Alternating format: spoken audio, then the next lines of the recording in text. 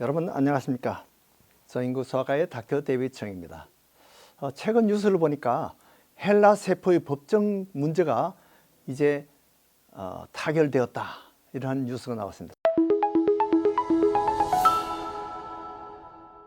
이것이 사실은 소송이 시작된 지 72년 만에, 그러니까 사건이 생긴 것이 72년 전인데요. 이것이 이제는 법적으로 소송 문제가 타결됐다는 거죠.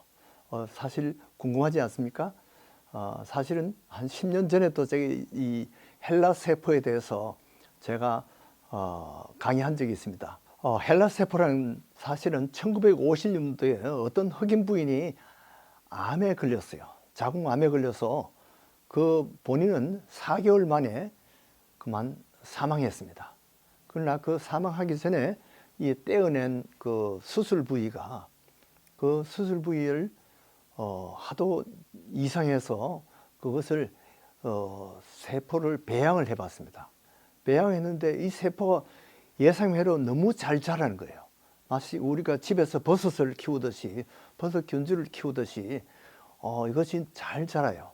그래서 그것을 이 헬라라는 것이 그 환자의 이름이 헨리에타 렉스인데, 헨리에타에서 HE를 떼고 렉스에서 LA를 떼가지고 헬라 이렇게 세포라고 이름을 붙였어요. 그렇게 해가지고 이 헬라 세포주가 이렇게 번식을 해가지고 이 연구실에서 나도 좀 다오, 나도 좀 다오, 이렇게 해가지고 자기들끼리 막 나눠가지고 연구를 했어요. 그렇게 해서 배양을 하는데 이것이 다른 세포균주와 다른 것이 너무 배양이 잘 된다는 거죠. 쉽게 배양이 되어서 그것을 의학 연구에 아주 기가 막히게 잘 쓰일 수 있다는 겁니다. 그래서 이 헬라 세포라는 것이 바로 그 환자의 몸에 나온 그 세포입니다. 그런데 그 세포를 가지고 의학 연구를 했더니만, 자, 1951년에 지금 그런 사건이 생겼는데요. 1952년에 이 소아마비 백신을 바로 그 균주에서 연구해가지고 이 사람들이 소아마비 백신을 개발했어요.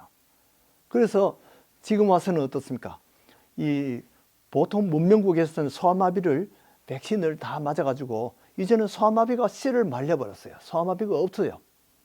그것이 처음에는 주사로 맞는 소아마비 예방접종을 만들었다가 더 편리한 것이 없냐 해가지고 경구용 소아마비 예방접종을 했는데 이것이 너무 강력해서 이 소아마비가 완전히 씨가 말린 거예요.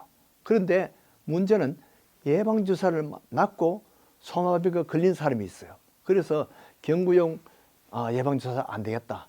이 100만 명에 한두 명이라도 그 걸린 사람들은 치명적으로 위험하니까 다시 더 안전한 것으로, 다시 주사용으로 더 안전하게 효과가 좋은 소아마비 주사가 현재 맞는 IPV라는 그런 예방주사입니다. 그래서 이것이 문명국에서는 아주 지금 소아마비 아주 구경하기가 어려워요. 제가 자랄 때만 해도 우리 반에도 한 2명 정도 이 소아마비 걸린 사람이 있었습니다. 그런데 지금은 거의 없죠. 이것이 바로 이 헬라 세포에서 만들어낸 예방주사 덕분이라는 것입니다.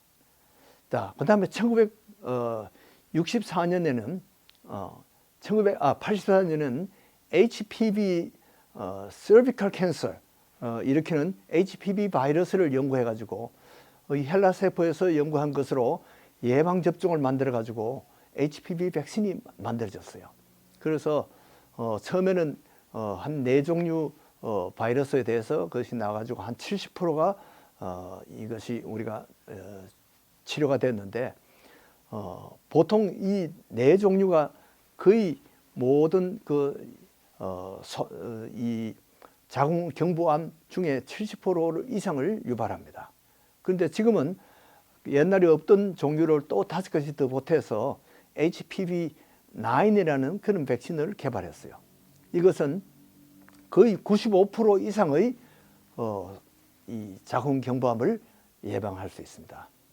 그래서 지금 나온 가다실 9은 아주 지금 강력한 예방주사인데 이것이 이 자궁경부암을 아주 건절하는 귀한 지금 역할을 하고 있는데 이것이 바로 헬라 세포에서 나온 그 백신이라는 겁니다. 자, 그리고 1986년도는 또 HIV를 발견하게 됐습니다. HIV가 무엇입니까? 바로 에이즈를 일으키는 바이러스입니다. 이 바이러스를 이 헬라 균주를 가지고 연구하다가 에이즈를 발견하게 됩니다. 에이즈 바이러스를 규명하게 된 것입니다. 그래서 지금은 에이즈 치료와 예방 이것에 지금 헬라 세포가 아주 큰 각광을 받고 있습니다.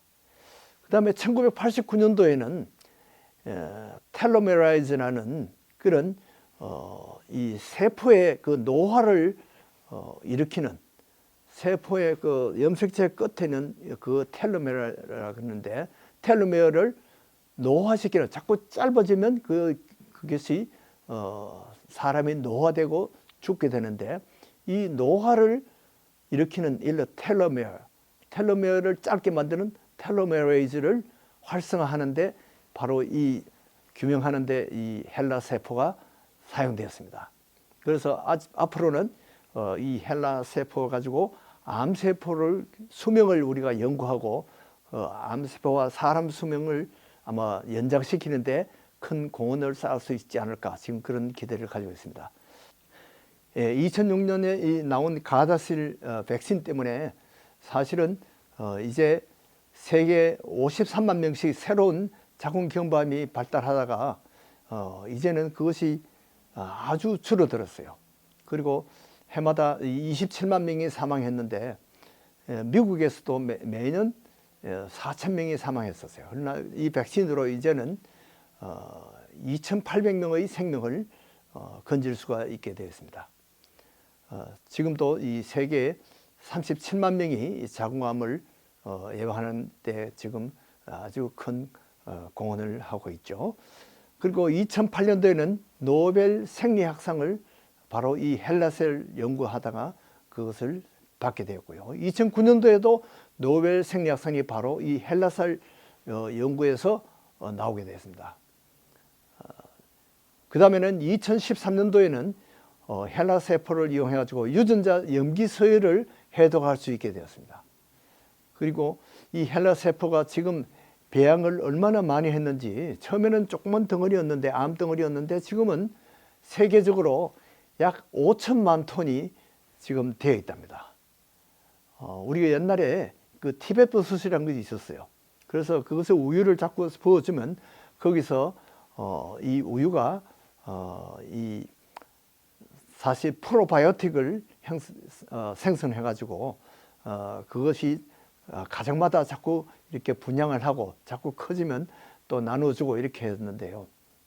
자, 이것이 이 헬라 세포가 바로 그것과 같이 번식을 했는데 지금은 법적인 문제가 있어요. 왜냐하면 이게 처음부터 이것이 가족 동의 없이 학계에서 연구에 사용했다는 거죠. 그래서 의학 발전에 많이 도움을 주고 노벨 의학상도 받고 그렇게 했는데 이것이 과학윤리상 문제가 되었습니다. 그래서 이 가족들이 그것을 고소를 했어요. 가족들이 입장에서 볼 때는 아주 괘씸하고 아주 학자들은 명성을 떨치고 제약회사는 떼돈을 버는데 그 가족들은 그 당시에 가난과 고통 속에서 아주 신음하고 있었다는 겁니다. 첫딸 그 헨리에타의 그 첫 딸은 엘시는 정신병을 해서 사망했다 그래요. 그리고 막내 아들 스칼라는 돈이 없어가지고 바로 그 말라리아 인체 실험하는데 거기에 자원해서 살 정도로 비참하게 그렇게 살았다는 겁니다. 그래서 2013년 그 제놈 발표 후에 가족 회의를 열었어요. 그래서 지금은 이제 세계 인류의 이익을 위해서 암으로 죽은 엄마의 보람을 위해서 그렇게 해서 계속 연구는 계속 하도록 하자. 그래서 가족 대표 2명의 승인을 받아서 연구를 계속할 수 있도록 됐는데 이 법적인 타결이 겨우 이제 올해에 이제 그것이 완성됐다는 겁니다. 그래서 앞으로는 아마 이 헬라 세포 그 균주를 자꾸 연구하다 보면 앞으로 에이즈 치료에 큰 공헌을 할 것이고 인류의 노화 문제도 연구가 될 것이라고 생각합니다. 그런데 100년 전에 대동강변에서 순교한 그 토마스 선교사의 헌신으로 한국의 기독교인 지금 1,000만 명 이상이 되었습니다. 이 헨리에타 그 렉스의 희생 때문에 온 세계에 수많은 사람들이 생명을 살리는 하나의 미랄이 된 것입니다. 지금 온 세계 의료계와 인류가 바로 이 렉스 가족의 큰 사랑의 빚을 진 것입니다. 그보다 더 큰 빚이 있습니다. 2000년 전에 예수님께서 십자가에 돌아가심으로써 그 후에 수억 수십억의 사람들이 예수를 믿고 천국을 가게 됐습니다.